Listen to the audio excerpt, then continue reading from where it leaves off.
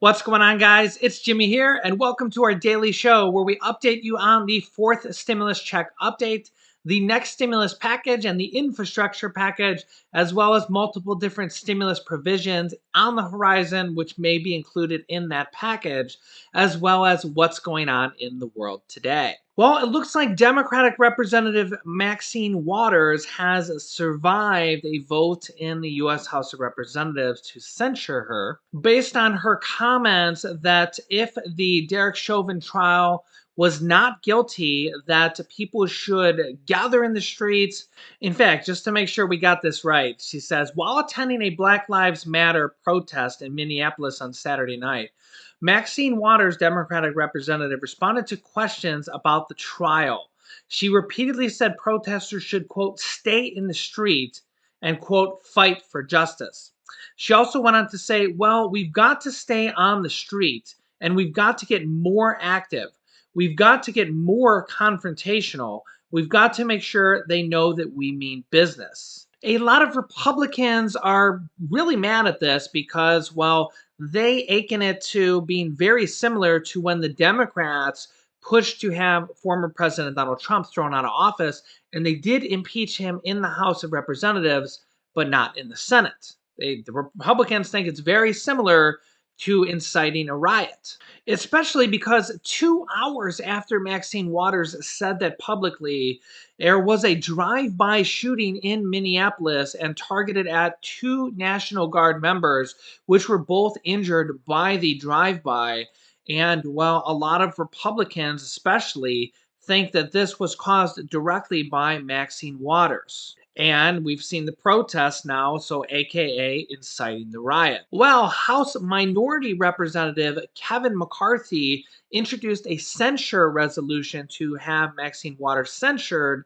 Well, the exact same thing happened as you would expect that happened with the former President Donald Trump vote for impeachment, and that is all the Democrats voted against her being censured. Every single Democrat voted no, basically along party lines, and every single Republican voted yes along party lines. As you can see here, Democrats had an extremely narrow margin to defeat the censure resolution, but they were confident ahead of the vote that they had enough support to table the resolution. And in the end, no House Democrat members broke rank. The vote was 216 Democrats voting no and 210 Republicans voting yes that she should be censored along party lines. However, if you remember from that confrontational speech we showed you in the House of Representatives just a few days ago with Representative Jim Jordan from the Republicans, well, it seems like Jim Jordan picked another fight as he's just not happy lately, this time with Democratic Representative Val Demings. You're not going to believe this. Oh, and by the way, this is the Democrats and Republicans fighting over a new police reform bill, among various other things, but a police reform bill over basically because of the Derek Chauvin trial. Are you kidding me? This is as relevant as it gets, as timely as it gets, and I hope we could actually agree on something and adopt the gentleman's amendment. With that, I yield back my time. Mr. Chairman. The gentleman yields back. For what purposes the gentlelady from Florida seek recognition? Move to strike the last word. Gentlelady is recognized. Mr. Chairman, I want to make it quite clear that this amendment is completely irrelevant. I served as a law enforcement officer for 27 years. It is a tough job, and good police officers deserve your support. You know, it's interesting to see my colleagues on the other side of the aisle support the police when it is politically convenient to do so. Law enforcement officers risk their lives every day. They deserve better, and the American people deserve. I have the floor, Mr. Jordan. Lady has What, the floor. did I strike a nerve? Law enforcement officers deserve better than to be utilized as pawns. And you and your colleagues should be ashamed of yourself. The gentlelady will suspend and the clock will be stopped. I want to admonish members. They must not interrupt someone who has the time. Mr. Chairman, can I You ask a question? simply can't shout out. If you think that someone is saying I agree. if you. Mr. Jordan, you don't know what in the heck you're talking about. You know nothing about what law enforcement officers I know about my do, motive. and you're using them as pawns because it serves your ridiculous political purpose. Val, everyone must suspend. I am making the point. No one may shout out when someone else has the time. Not Mr. Gomert, Question, Mr. Chairman. not Mr. Jordan, nobody. Not Mr. Cicilline. Not Miss, Not Ms. he Demings. didn't do that. But nobody, did. Not Mr. Jordan. Yeah, not Miss. No, Mrs. nobody. Cicilline. Okay, no, but I agree with that. But I have Then a question. how do we, everybody, I have a I will question. simply, there is no I got the same question. question. Nobody may shout out. When you You give a see, speech, Mr. Chairman, nobody about makes- motives and questioning motives, and then our motives are questioned, emotionally how do we charging address for that? me The rules because I allow was a law request enforcement of officer. words. I have Point of watched inquiry. them live and die, and you know nothing about that. Rule- And to utilize them as political Mr. Chairman, pawns I have a point of pisses me inquiry. off. People Chairman, will I have a address point of comments to inquiry. the chair. Mr. Rules Chairman. The rules do not permit shouting out when someone else has the time. The only thing you may do when someone else has the time is you may raise a point of order if you think it proper, and the chair will then rule on the Point of order, Mr. Chairman. The gentleman will state his point of order. So you gave us a lecture on people questioning our motives. When someone questions our motives, how do we address it when they're in the act That of is questioning our not a motives? point of order. Yes, it is. That is not a point of Mr. order. Chairman, may I continue, please? That is not a point of order. Ms. Demings Parliamentary. has the time, and the clock will resume. Gentlelady's recognized. Mr. Chairman, I'm glad to hear that my colleagues on the other side of the aisle are on the side of law enforcement now. Because I don't know where my colleagues on the other side of the aisle have been over the last 4 years, including on January 6th, when police officers who protect us every day were fighting for their lives because of the big lie that was told, and my colleagues on the other side of the aisle were silent. As one person after another person took the microphone and said, go down there and engage in combat, fight like hell. They used the bicycle racks as deadly missiles against the law enforcement officers that you all say you care about so much. And thank you, Mr. Cicilline, because you're absolutely right. The only person who voted to support local governments and pass legislation to support local governments that includes law enforcement were the Democratic members on this side of the aisle. But now today, you support law enforcement. Well, I'm delighted to know that. But don't support them when it's politically convenient for you. So yeah, a very politically charged and energetic country we have right now over these issues of police reform and the trial and Democrats and Republicans at each other's throats. And if you ever wonder why Republicans and Democrats can't agree, you've seen a perfect example of it right there. And that's why I really just don't think that they'll be able to get Republican and Democrats on the same side for this infrastructure bill. I think that the Democrats are likely going to just end up passing this bill again through the reconciliation process without any Republican votes. But I don't know, man. I just think that I don't think they're going to be able to come to a deal. I don't think that the Republicans are going to come on board what I call the Republican blockade. I think that they're going to continue the blockade and not vote for any of President Biden's bills for at least the short term. I think they're going to pass this package with the reconciliation process. And the Senate parliamentarians ruled they can do that at least 2 more times this fiscal year. With that being said, I think that the Democrats are going to include at least a single stimulus check, a 4th stimulus check in this package before all is said and done. And that is because we continue to see so many Democrats pushing for a 4th stimulus check. And the number grows by the day as more and more Democrats come on board. As the 3rd stimulus check starts to get a little bit farther away in the mirror, we see more and more people coming on board. Well, Democrats, Democrats coming on board for a 4th stimulus check. And the reality of it is if other countries are paying monthly stimulus checks, like Canada's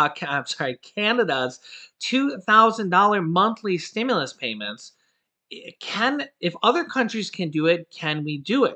And if they don't need to negotiate with the Republicans, well, the reality of it is that, yeah, they could do it. They could go with either one of these stimulus bills for monthly stimulus checks from the Senate Democrats, this bill for the $2,000 stimulus checks, or this bill that is a one-time $2,000 stimulus check, and then followed by $1,000 monthly recurring payments from the House Democrats bill. So really, they could do either one of these. Other countries like Canada are already doing this. So it is a very real possibility, but there's other things. I think that will likely get added in near the end of when we get the second infrastructure, the second half of the infrastructure. I think the farther we get away from the third stimulus check, the more likely and the more the support will grow for the fourth stimulus check. But there's a lot of other things that they want to include in this second part of the infrastructure package, which Senator Bernie Sanders calls the human infrastructure. Here are a couple of those other things that could end up in this infrastructure slash stimulus package. Childcare, money for childcare. This area is expected to be one of the largest efforts in the plan, according to a Washington Post report. Funding could be roughly $225 billion for this priority. A White House spokesman told the newspaper that the details of this package for childcare are still being finalized. Now, what does this mean? Well, we know that President Biden and the Democrats are very pro not having children grow up in poverty and families right now. We've already seen this with the child income tax credits that are $3,000 to $3,600 that the IRS wants to pay out in monthly stimulus checks starting in July. So this could mean that the government might pay for childcare. So if you go to work and your child has to go to childcare while you go to work and you have to pay for that, and you know that's several $100s or more per month, well, the government could foot that bill. That could be money for childcare. We'll have to see what the details on that, but I think that's one of the most likely scenarios for that proposition of the bill. Next up is universal pre-kindergarten, so universal preschool. Biden campaigned on this pledge, aiming to provide instruction to all 3 and 4-year-old kids. The Washington Post report put the cost of the universal instruction at $200 billion. So that again would be free schooling for children for preschool. We also know that President Biden has said numerous times in the past that he is willing to do at least $10,000 of student loan debt forgiveness. However, I don't think they're going to add this into this bill because I don't think they want to bloat it. I don't think they want to make it any larger than they need to. I think they're going to do that through executive order. And I'm kind of thinking now that news has settled down maybe just a little bit on the student loan debt forgiveness, I'm kind of thinking that maybe they might wait until after they pass this infrastructure package, because the reality of it is when they do student loan forgiveness, it's just going to make the Republicans more mad. But really, they're going to pass the bill without Republicans. But they kind of got to worry about some more center-leaning people, such as Democratic Senator Joe Manchin. Remember, if they have a single Democrat in the Senate vote no, then they can't pass this package. So now I'm kind of thinking that maybe, and this is just a thought, right? Because he could do it tomorrow, for all I know. He has his President Biden has his education secretary looking into if he can do it through presidential executive order. I think everything I've read from every expert says yes, he can. But I'm kind of thinking the more strategic route might be to do it after they pass this infrastructure package, because he's going to do it through executive order most likely. And I feel like if he does it before the infrastructure package, it might muddy the waters a little bit and might make more moderate leaning Democrats like Senator Joe Manchin from West Virginia say, well, we just spent all this money on student loan debt forgiveness, even though you technically aren't spending money, you're just forgiving the debt. You don't have to print any money to do it. I know it's debatable, but I think that would just make him think, well, we just spent all this money on student loan debt forgiveness. We surely can't do a large infrastructure package bill now. Next up is paid family leave. Biden campaigned during the campaign, he wanted 12 weeks of family and medical leave. This could reportedly cost $225 billion. And again, we don't know the details of this yet, but because he's saying that it could cost $225 billion to the government, That makes me think that the paid leave or the paid family leave is not going to come from your employer or your business, that the government would pay for it. So now there might be qualifications in there that maybe it's only for small businesses that make below a certain amount of money, like a certain amount of millions of dollars. Maybe they exclude really large businesses that make billions and billions of dollars, and a lot of them don't even pay taxes. But we'll get to that, and we'll talk about that in another video. But because it's going to cost the government, the only thing I can possibly think of is that the government's actually going to pay for vacation pay, vacation leave, and family sick leave. Next up is free community college. First Lady Jill Biden said on Monday that her husband is, quote, ready for big ideas and full action concerning education so that all Americans can go to community college, have the support they need to finish, and get good jobs. We also know that President Biden is in favor of Medicare expansion, and this is being led mostly by Senator Bernie Sanders. Senator Bernie Sanders, the Vermont independent, even though he's really a Democrat, is urging Democrats to force Medicare to enter into negotiations with drug companies and to use that revenue to pay for a huge expansion of the program.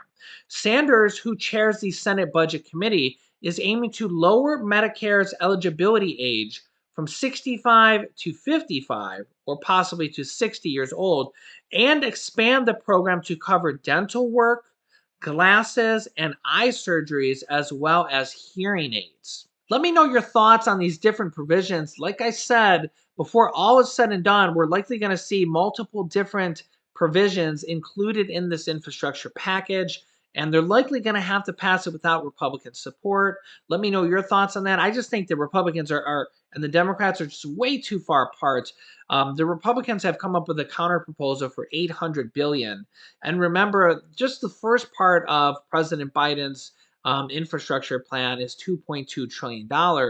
So I don't think they're going to be able to bridge the gap. I mean, they're going to try, but I think the Democrats are likely just going to pass this on their own through the reconciliation process. And they say that this is also going to create millions of jobs while doing this. But the Democrats do want to raise taxes on this, and that is the truth. They want to raise taxes on the corporations. There's several different proposals that they might do, raising the corporate tax from 21% to 28%.